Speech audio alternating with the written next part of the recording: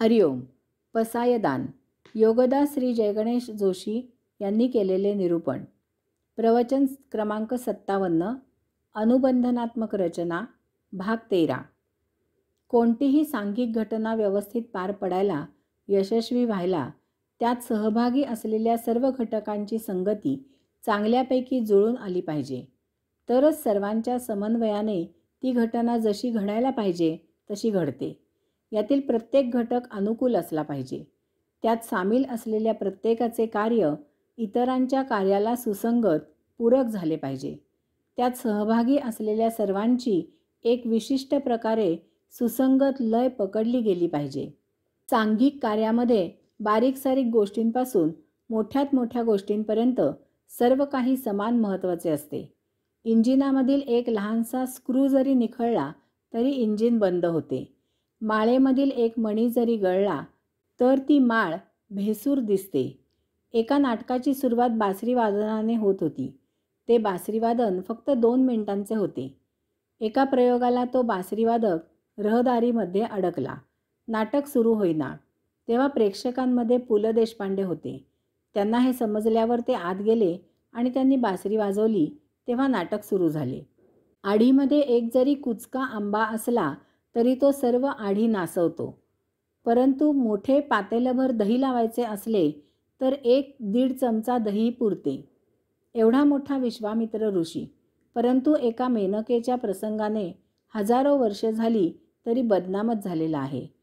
पूर्वापार हजारो वर्षे चंद्रावरील डागाची चर्चा आजही सुरू आहे. नेपोलियनने आखून दिलेल्या वेळेपेक्षा त्याचा सेनापती फक्त 2 मिनिटे चढाई करायला उशिरा पोहोचला. त्यामुळे नेपोलियन वॉटरलूची लढाई हरला असे म्हणतात. परंतु जर 2 पूर्ण निस्संग एकत्र आले तरी त्यांच्यात काही फरक पडत नाही. चंदनाच्या झाडाला सापाने विळखा घातला म्हणून साप सुगंधी होत नाही आणि चंदन विषारी होत नाही. कुऱ्हाडीने चंदनाचे झाड कापताना ते झाड त्या अपकारकर्त्या कुऱ्हाडीच्या पात्याला सुगंधी करते. पु ल लिहितात, रामू भैया दाते यांच्यासाठी पानविडा तयार करणाऱ्याने त्यांना विचारले, दाते साहेब, आपल्या पानविड्यात तंबाखू किती टाकू?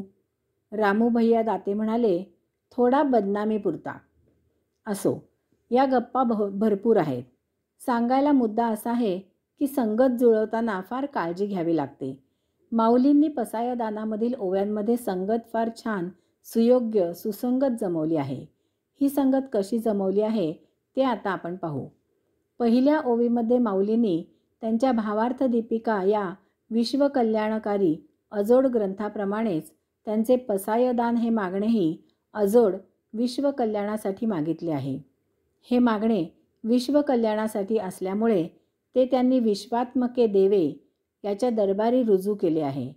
वैश्विक तोलामोलाच्या मागणाऱ्याने वैश्विक तोलामोलाचे मागणे मागितले आहे. तेव्हा त्याचा दाताही तितकाच तोलामोलाचा असला पाहिजे. गोलाकार फिरत असलेल्या माशाचा खाली पाण्यात पाहून चक्षुभेद करायला अर्जुनच हवा. दुसऱ्या ओवीमध्ये माऊलींनी खळांची दुष्टबुद्धी नष्ट होण्यासाठी त्यांच्यात सत्कर्माची आवड निर्माण व्हावी अशी अपेक्षा व्यक्त केली आहे. चोर, लुटारू, खुनी वाल्या कोळ्याचा रामनामाने वाल्मिकी ऋषी झाला. 2 व्यक्ती जेव्हा समविचारी होतात तेव्हाच ते सदा एकत्र नांदू शकतात. यासाठी भूतमात्रांमध्ये मैत्री व्हावी अशी मागणी मागितली आहे. कारण जेव्हा 2 व्यक्तींमध्ये विचार समजतात तेव्हाच त्यांना मित्र असे संबोधन केले जाते. तिसऱ्या ओवीमध्ये दुरितांचे तिमिर नष्ट होण्यासाठी त्यांना स्वधर्म शिकवला पाहिजे, त्यांच्यात ठसवला पाहिजे आणि तो सूर्य असेपर्यंत म्हणजे ते जीवित असेपर्यंत त्यांच्यात टिकला पाहिजे. तरच अशा सूर्यामुळे तिमिर नष्ट होणे शक्य आहे. चौथ्या ओवीमध्ये वर्षत सकळ मंगळी होण्यासाठी, असे कर्म चिकाटीने करण्यासाठी असे जीवित कार्य स्वीकारलेल्या ईश्वरनिष्ठांची मांदियाळीच असायला पाहिजे. यायोगे असा वर्षाव अनवरत भूमंडळी झाला तरच भेटतू या भूता शक्य होईल. 5व्या ओवीमध्ये ईश्वरनिष्ठ भक्तच चला कल्पतरूंचे आरव असतात आणि असेच स्वधर्माची शिकवण समाजाच्या मनामध्ये ठसवू शकतात. तरच चेतना चिंतामणींचे गाव वसू शकते. तसेच असे ईश्वरनिष्ठ भक्तच समाजामध्ये मानवी देहामधील अंशात्म्याचे अस्तित्व पटवून देऊ शकतात. तेव्हाच बोलते जे अर्णव पियुषाचे शक्य होईल. 6व्या ओवीमध्ये ईश्वरनिष्ठ भक्तांच्या अथक प्रयत्नांमुळे अलांछन चंद्राप्रमाणे आणि तापहीन सूर्याप्रमाणे समाज असला तर ते सर्वाही सदा सज्जन सोयरे होतू असे होणे शक्य आहे. 7व्या ओवीमध्ये तिही लोकी सर्व सुखी झाले तरच भजिजो आदि पुरुखी अखंडित असे होणे शक्य आहे. कारण रिकाम्या पोटी उपासना करणे शक्य नाही.